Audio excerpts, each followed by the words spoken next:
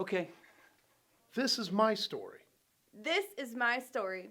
This is my story. Now without the nod. This is my story. This is my story. This is my story. This is my story. Yay. This is my story. This is my story. This is my story. Hi, my name's Jason Wentworth. I try to go to the second service. Sometimes if I can get the family out of bed in time, we'll all come to the second service. People probably know me from greeting at the door for the safety and security team, I would say is how most people see my face. We came here because we had some friends that came here, and then we stayed and just keep coming. We do like it here. It's close, it's convenient, everyone is nice, facilities are nice. So Jillian and I met because of a deployment. I was not deploying, but the unit I was in was going to deploy, and we met at a bar for the going away festivities, and we chatted that night and got to know each other, and the rest is history. So Jillian is my wife. I'm not going to say her age, but I've got two daughters, Harper and Hava. They are 11 and 10, and then Hawk is our son, and he's 4 years old. 2 was easy. 3 is not bad. The girls were a whole lot easier than Hawk, and they were so close to age. They're about 13 months apart. So when we had Harper, she was a great baby. Then we had Hava, and she was also a good baby, but we also had Harper, who is a year older than her, so still a baby. Jillian was working, and she quit working because the way it worked out, we would have been paying someone to raise our kids and netting like $20 a month. So there was no point in that. And very grateful that she stopped and took care of the kids. But the girls learned everything so fast. They were out of diapers at like 2. We were going on family trips. Everything was so easy. And then we had Hawk, and he's still an easy baby. He's healthy, happy, good imagination, but he just doesn't care about some of the stuff the girls cared about. We got rid of all the child safety stuff in the house after the girls, got older. And then along comes Hawk, and he gets into drawers, cabinets, looks at everything. If it could break, he wants to hold it.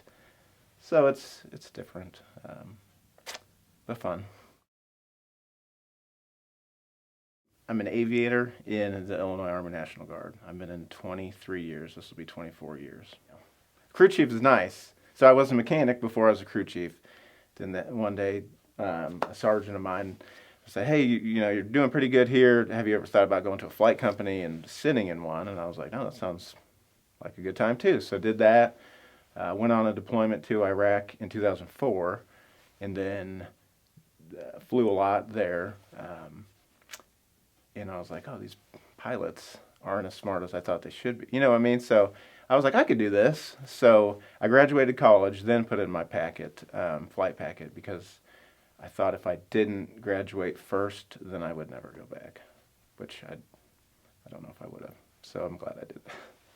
But yeah, the pilot part is a lot of fun. It's a lot of responsibilities, but it's fun.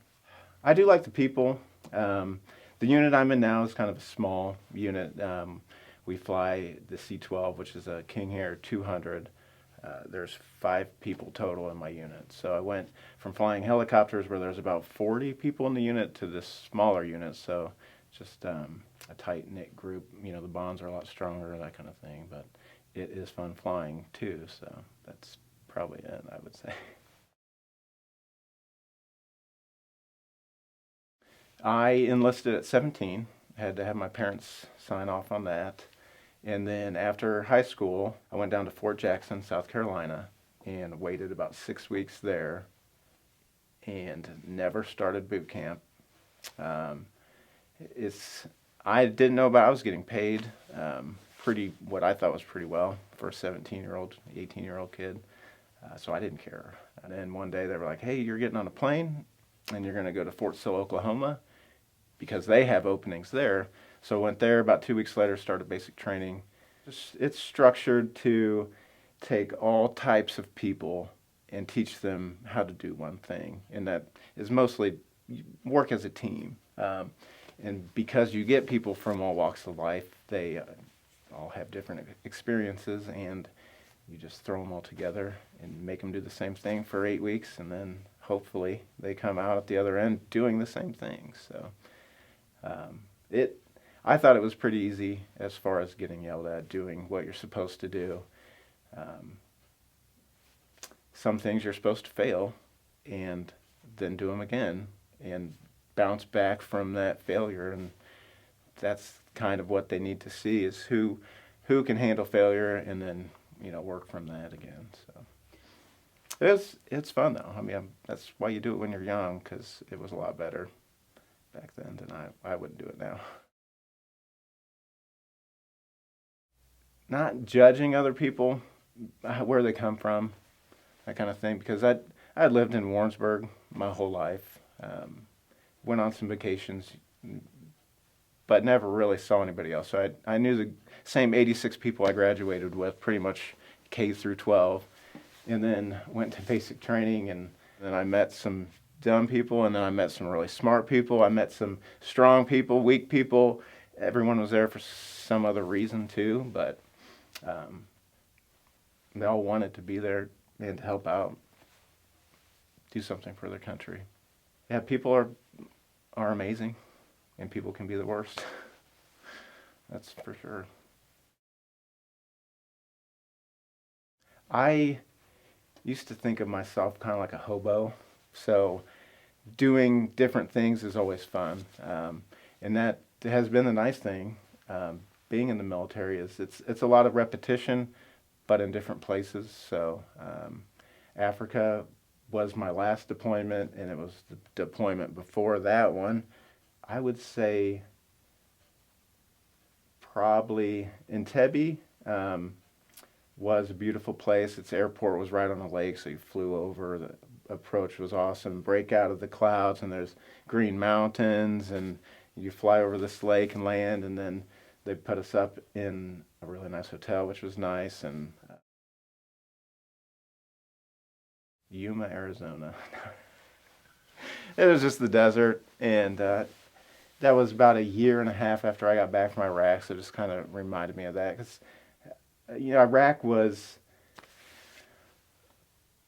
a bad place at the time, but it was fun. I was 20, 21, flying in the back of a helicopter all over the country, so got to see a lot of places. You learn about in the Bible, and there I was, living between the Tigris and the Euphrates and flying up and down those a lot, and kind of wish I had been studied up more back then, but I can't dwell on the past too much. When we first got there, it's always busy setting up and getting your mission down and that kind of thing, but in the afternoon, sometimes on a long flight, you would just be flying. Maybe I shouldn't have been spacing out, daydreaming like I do sometimes, but just knowing that that's where life started. Early man was there, and I mean, they're still there today, but just to live on the far side of the earth from that and be there was nice. We did get to go to Babylon, saw the gates. It's nothing like it once was, but it was fun to be there. That was probably a spiritual moment to get out and walk around and just kind of, you can only wonder, what it was like, but some deployments aren't usually to nice places, but they were interesting. I like being at home. I do some woodworking. In the wintertime, I don't, because I like to park in the garage, and so all that stuff will come out in the summertime. But by then, we're doing softball, outside stuff. I'm trying to get everyone into camping, but there's different levels of camping everyone's prepared to do. So we'll see where that goes. Maybe the campers from 2020 COVID will start to come into the market, pretty cheap, but right now it's been tents and sleeping bags and 1 or 2 kids. Yep. I probably look like someone that's trying too hard. It's not something I enjoy doing, so.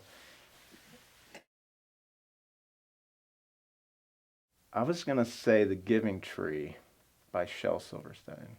I liked it because, one, it was probably one of the first books I read myself, but I always liked that idea of coming back and being, somebody was there for you, which is nice. If I could be that for somebody, that'd be great. But I always thought that was good.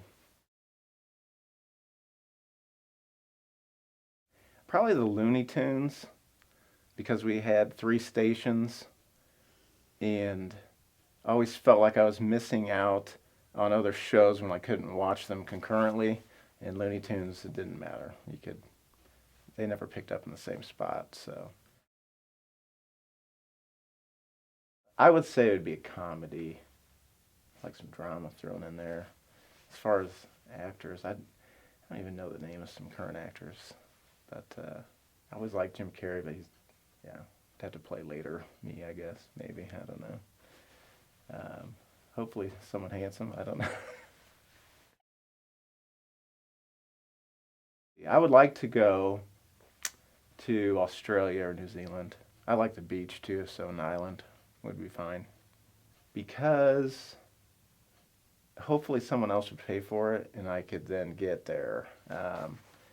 It's a long travel. I don't want to do that, honestly.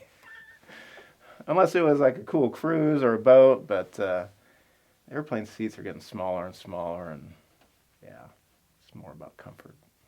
Yeah, and if you go somewhere far, you have to stay there for a while so you forget about the plane ride or the trip there. So this one, I asked my wife, and I know I do it, but I can't stop it. Correct people a lot. If you say something that's slightly wrong, I will probably correct them about it. And it's annoying to her because we're in a small family group. Now the kids are doing it. And sometimes I've tried to learn that some things aren't important enough to correct. But now the kids are doing it, so they pick up when I don't. And I could see how it's annoying. Especially when I'm at the other end of it. But we always did it in my family, and I always thought, if someone's going to say something, let it be the right thing, hopefully, It doesn't matter. I don't know. Farming would be fun. I just don't want to work, I love the flying part, and being in the Army is nice, but the Army has paperwork, and I don't enjoy that.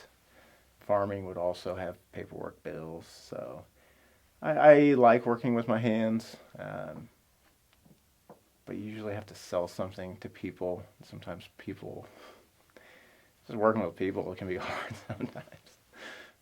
Anything. I built a lot of furniture in our house. Now I'm building some floating shelves for the bathroom, but I'll find some plans online and then make something. I can get them approved by Jillian, and then it'll be a piece of furniture in the house or something, but it's never really any big projects, not detailed. I really like building it, and then I hate finishing the work, painting, staining. Just would rather pass that on to somebody else. If they cooked, then it would probably be my grandma on my mom's side, because she always made good meals. So probably it would be her. She cooked Germanish meals. I loved the German potato salad she made. Always fresh rolls and cinnamon rolls to pass around, and it was always just good. Salt, butter, meat, mashed potatoes, can't go wrong. That is a village, I would say. You know, it's a lot of people. We went to church at Northwest. When we went, I always had a good time. The kids there were fun growing up. There's never one person, but I also enjoyed Little Galilee, going to camp there.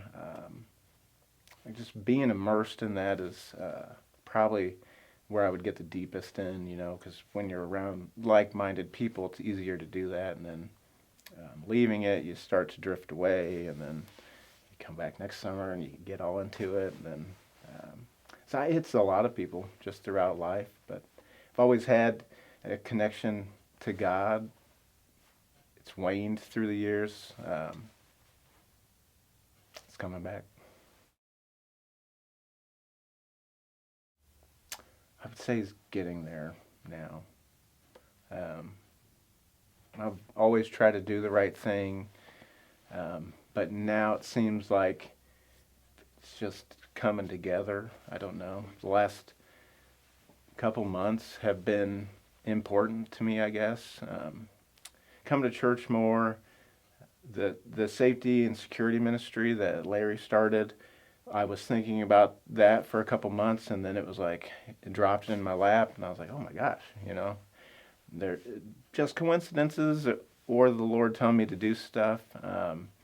When you asked me about this, I don't like sharing a whole lot, but I felt like I had to, so maybe that.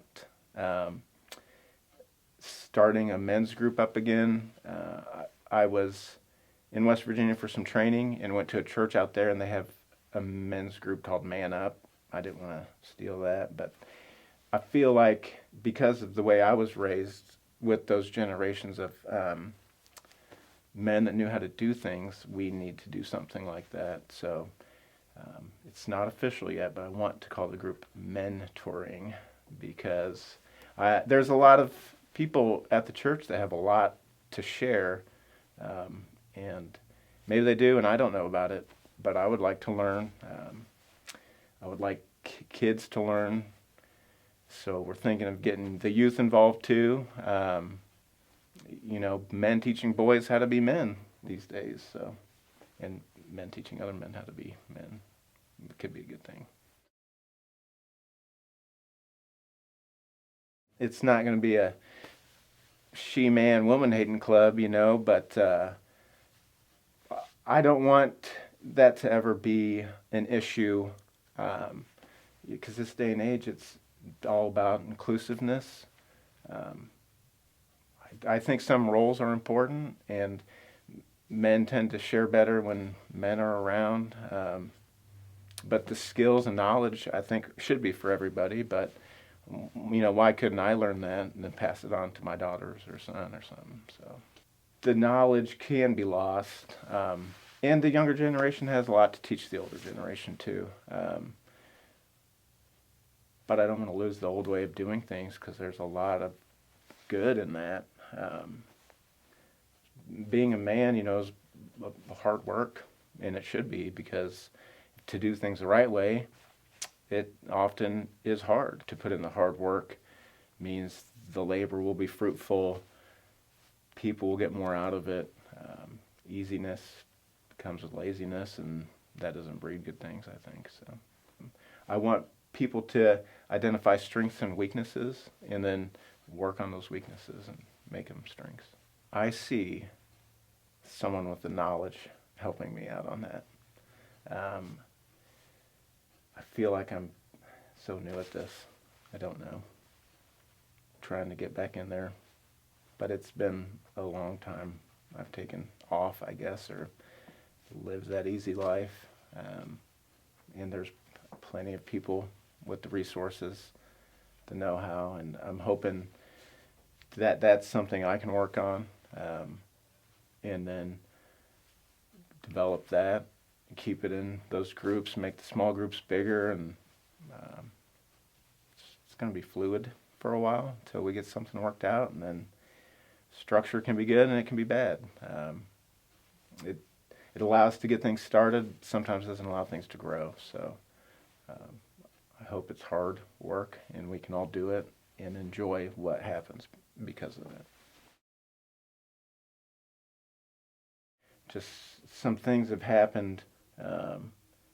The right people being there to tell me, hey, maybe you should do this next thing, and then it's always worked out for me. So those doors have always opened. Closing doors, I don't know if there's been doors closed. I hate to say it, but my life is awesome. There's not stresses that people think that there is. Pretty easygoing. But I think a lot of those stresses I've lived out younger me, and that first deployment I came back on, I had some eye-opening experiences, and nothing has ever seemed big after that. So, just what is making me do this? God's always working.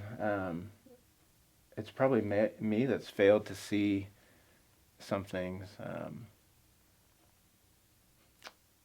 When I pray at night, I always thank Him for everything He's given me, because it's so much. I don't know. Sometimes I think maybe I'm not strong enough to handle bad things, so that's why I don't have them. Or maybe I just don't even see the bad stuff. So I don't know. I'm thinking He's prepared me my whole life. Maybe now I'll start dealing with things.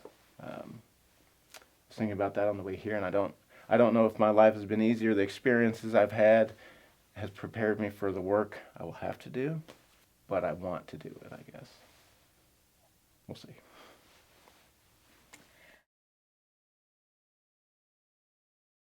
To love people, but people can be bad, and they're hard to love sometimes. I thought of it last night as love is kind of like an exercise, maybe. When you don't do it very much, it's hard to do. So the more you do it, the easier it gets. The stronger it can be. Yeah, it's work. And because you work at it, you get better at it. To work harder. Do more. I don't know. That's what I feel like it's... The last couple months has just been doing more here, thinking more about Christ and helping people. So I feel like I'm just getting started on that. Well, just the experiences he's given me. Growing up on a farm, doing chores, it was good. I mean, I always wanted to go hang out with friends and, of course, be a kid, which I got to do, but it was always work first, then play. That's something we still say in the Army is work hard, then play hard. Some people always want to play, but it's just easier to get your work done and then enjoy the quiet time. So being around other people on deployment, seeing how other people live with a lot less and be extremely happy about it. In Africa, it's just... I would love for people to go and see how other people live with less. It just makes life easier and gives you more time for the real stuff, the good stuff. Patience, just being vigilant, looking at everything that's going on. The training I've had has been awesome. First aid, flying. I mean, they taught me how to fly. There's been long, hard hours that I put in and was able to do that because they teach you how to gruel through the bad stuff. And, the last 12 years, Jillian and I have been married, so she's done a lot, put up with a lot of hard times. I've had 2 deployments in there. She's had the kids for both deployments that I've been gone, but, he's put her there for me, so. He's always working, teaching, preparing, molding, waiting. He's got the time. And feel like you said he's pushing me, which makes me think that this whole time was just throwing things at me to get me ready for something. I don't know. I mean, I read a lot of things. I'm very into memes, but I've seen some good ones. Some stand-up comedians talking. There's this one preacher that talks about Christians trying to get non-Christians to come to church, and they do bad things. And they're like, well, I don't want to come to church because I do bad things. And I was like, well, do you clean up before you get in the shower? No, you just get in the shower and clean up afterwards. And he likened that to come meet Christ, and then you and Christ can work it out to get better. And I feel like that's happening now as I got back with him and I'm moving forward, leaving vices behind and trying to do better. And that's all you can do is do better than you did before and build on that. God made me do it. I'm hoping that it gets people involved more. If I don't come up to you at church, come up to me. Everyone's always busy in between church services. If you want to do the men's group, men's breakfast, the family stuff, I feel like it's all there and you just got to go do it. So hopefully people will go do it. If not, then I might talk to you about it. We'll see.